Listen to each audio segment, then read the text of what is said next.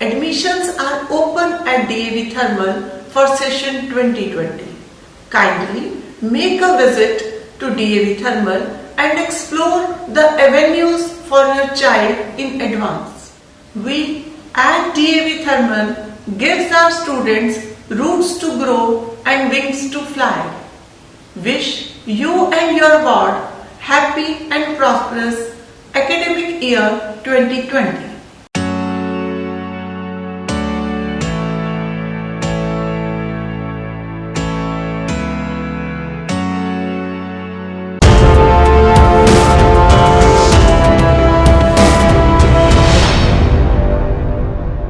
उद्योगपति सुशील गुप्ता को थप्पड़ मारने की गूंज अब गूंजने लगी है। गुप्ता के पक्ष में शहर के बड़े उद्योगपति आ गए हैं। आज जिमखाना क्लब में उद्योग घराने से जुड़े एक्सपोर्टर इकट्ठा हुए। 1.5 घंटे तक चली इस मीटिंग में उद्योगपति ने सुशील गुप्ता के साथ हुए व्यवहार की जमकर निंदा की।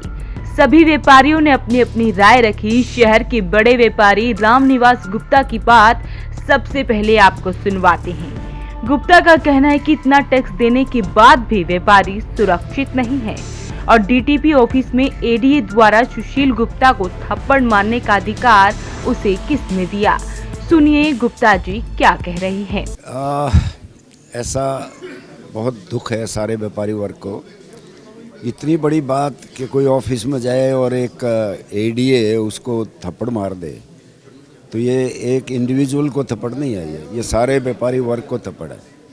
और जब तक व्यापारी वर्ग का रोष खत्म नहीं होगा, जब तक ये रिमूव नहीं होता अपने पास, सस्पेंशन भी कोई पेनल्टी नहीं है। आज सस्पेंड कर देंगे, 1 महीने बाद बहाल हो जाएगा। तो इसको तो रिमूव करना कम से कम पेनल्टी है ये। वैसे तो अंदर होना चाहिए ये आदमी। मतलब इतना बड़ा अपराध आज तक हमने सुना नहीं हिंदुस्तान में कहीं भी, किसी भी कोर्ट में या ऑफिस में। तो कोई व्यापारी के ऊपर हाथ उठा दे।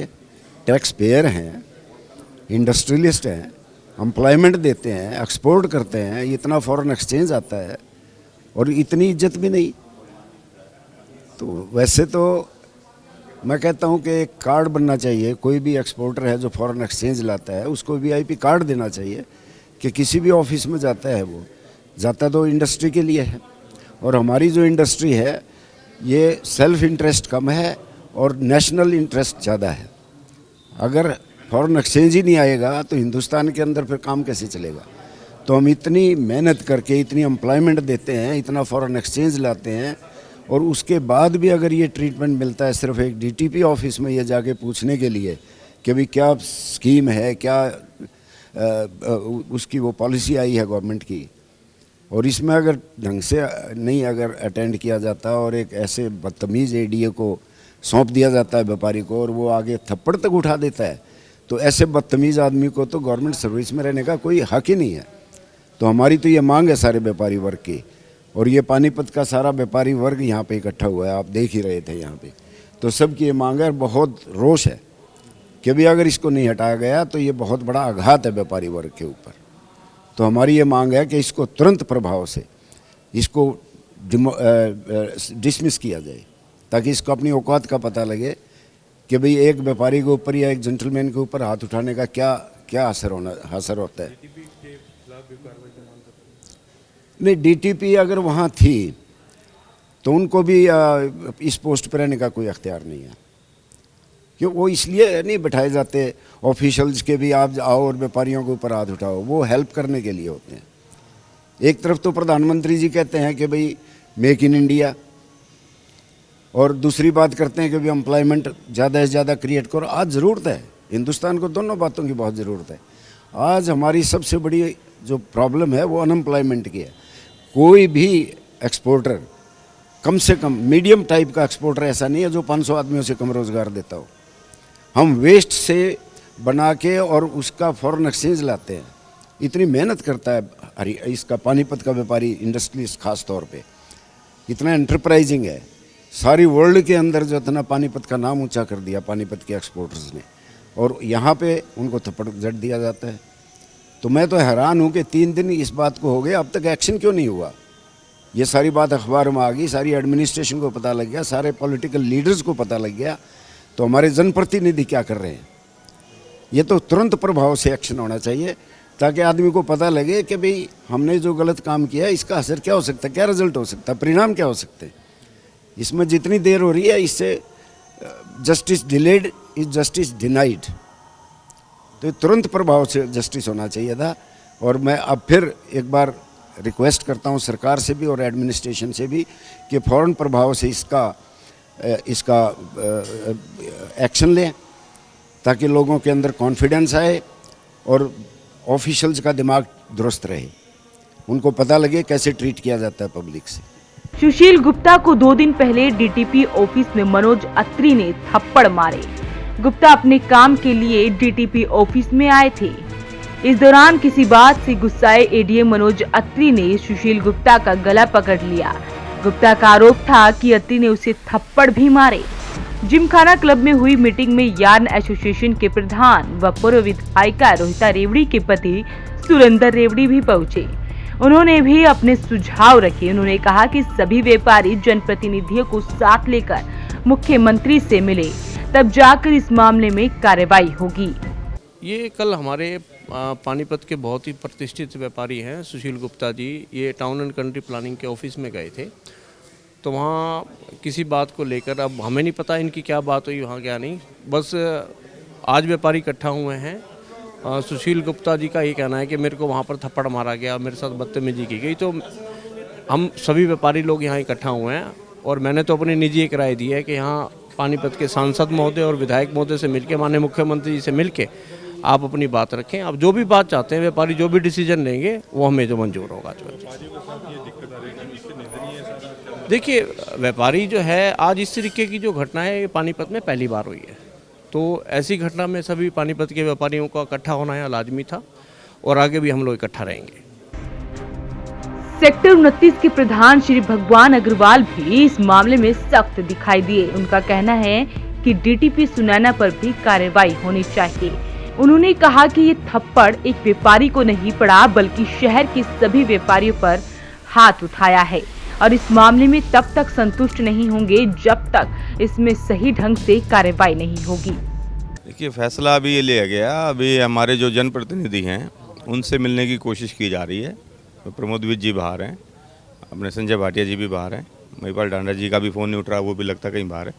तो कोशिश ये है कि उनके थ्रू कोई भी ठोस कार्रवाई हो, और कार्रवाई ना सिर्फ व्यक्ति विशेष पे हो जिसने हाथ उठाया, बल्कि जो डीटीपी मैडम है, क्योंकि उनकी संलिप्तता इसमें नज़र आ रही है, क्योंकि उनकी मौजूदगी में हुआ है, तो कार्रवाई उस पर भी होनी चाहिए। ये बहुत ज़रूरी है, हमारी यही मांग है और इसी मांग के निस्बत हम कोशिश कर रहे हैं उनसे मुलाकात करने की। अगर वो दिल्ली में अगर कहीं दिल्ली मिले तो हम दिल्ली भी जा सकते हैं, वैसे उनको यहाँ बुलाने की कोशिश कर रहे हैं। कल शाम को 5 बजे की मीटिंग तय करी है। उसके बाद सारे प्रकरण को कैसे देखते हैं? सर, प्रकरण तो ये है कि ये गलती डिटेक्शन अलग मैटर है, लेकिन अगर किसी एक कर्मचारी ने या अधिकारी ने किसी उद्योगपति पे हाथ उठाया है, तो मेरा मानना है कि उसने पूरे पानीपत जगत के उद्योगपतियों पे हाथ उठा दिया है और पूरे व्यापारी वर्ग पे हाथ उठा दिया है। और हमने ये आह्वान किया है कि सारे सब एकजुट हों इस मसले पे, और जिस भी सीमा तक इसमें जाना पड़ेगा हम लोग जाएंगे, और जब तक कार्रवाई नहीं होगी यहाँ कोई संतुष्ट होकर बैठने वाला नहीं है। वहीं हरियाणा चैम्बर ऑफ कॉमर्स के अध्यक्ष विनोद कुमार खंडेलवाल ने भी इस प्रकरण पर अपनी प्रतिक्रिया दी है। दिक्कत ये हुई कि मेरे एक जो है शहर के बहुत बड़े व्यापारी एक डीटीसी ऑफिस के अंदर किसी कार्रवाई के लिए अपने कागज़ों को लेकर वहाँ पहुँचे, और वहाँ पहुँचने के साथ जिस ढंग का व्यवहार वहाँ हुआ, और ये सारी जो भी देख रेख हुआ एक जो है एक हेड के बीच में हुई, मगर इतनी व्यापारी के ऊपर हिम्मत हो गई कि किसी भी आदमी की हाथ छोड़ देना, मार पीटी करना, ये जो है एक व्यापारी को लिए शोभा तो नहीं देती है कि भाई किसी व्यापारी के साथ ऐसा हुआ। तो आज हम लोग सारे व्यापारी इकट्ठे होकर इसी कार्रवाई के लिए, क्योंकि 3 दिन हो गए अभी तक, 3 दिन से अभी तक उस आदमी के पीछे कुछ भी कार्रवाई नहीं हुई है और ना उस पर कोई एक्शन लिया गया है। तो आज हम लोगों ने सबने यही डिसाइड किया है कि हम अपने साथ शहर के पार्षद या सांसद को साथ में लेकर इस सारी जो आवाज़ है हमारी, वो हम इसको जो है मुख्यमंत्री तक पहुंचाएं, जिससे कि भविष्य में किसी व्यापारी के साथ ऐसा हादसा दोबारा ना हो।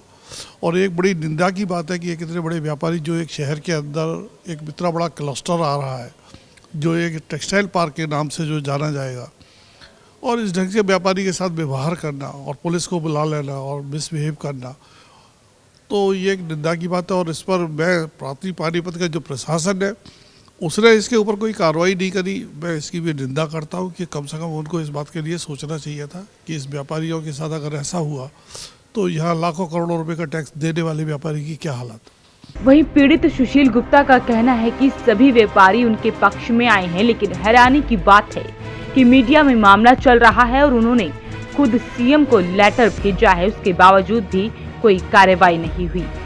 देखो अभी तो ये स्टार्टिंग है, इसमें विचार हुआ है, सारे सब ने अपने विचार रखे हैं, लेकिन कोई देखो अभी ठोस कोई कदम भी ना उठाया गया है प्रशासन की तरफ से, ना हमारी तरफ से, कोई एसोसिएशन की तरफ से। ये अभी चल रहा है, देख रहे हैं कि भाई क्या है, क्योंकि मैंने ही अभी लेटर जो भेजे थे सीएम साहब को भेजा है, उस पर भी कोई प्रतिक्रिया नहीं हुई है। यहाँ के विधायकों को भी, संजय भाटिया जी को भी मैसेज गया था, मैंने व्हाट्सएप भी भेजी, न्यूज़पेपर की भी कटिंगें भेजी हैं, तो उन्होंने सिर्फ डांडा जी का तो इससे तो बात हुई है कि भाई कुछ ना कोई कार्रवाई होगी।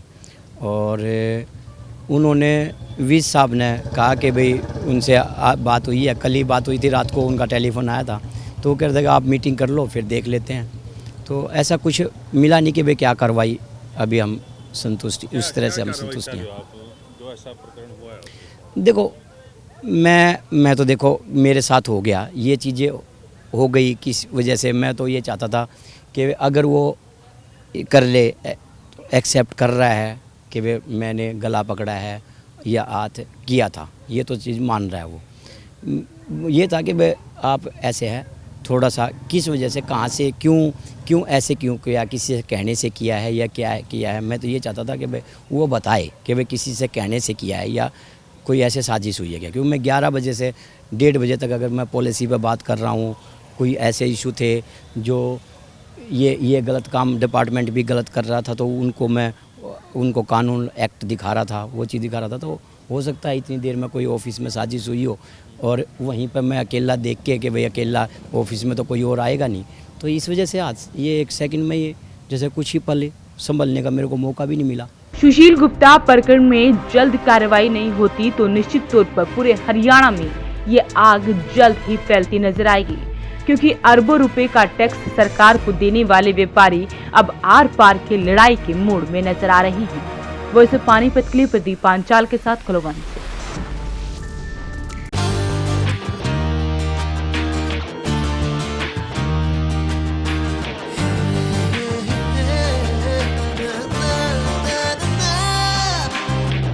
Add colors to your learning, life will be shining.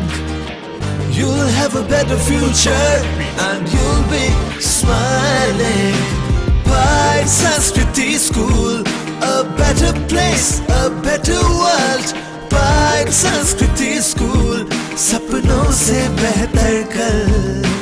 Pride Sanskriti School, add colors to your learning. Pride Sanskriti School, your life will be shining.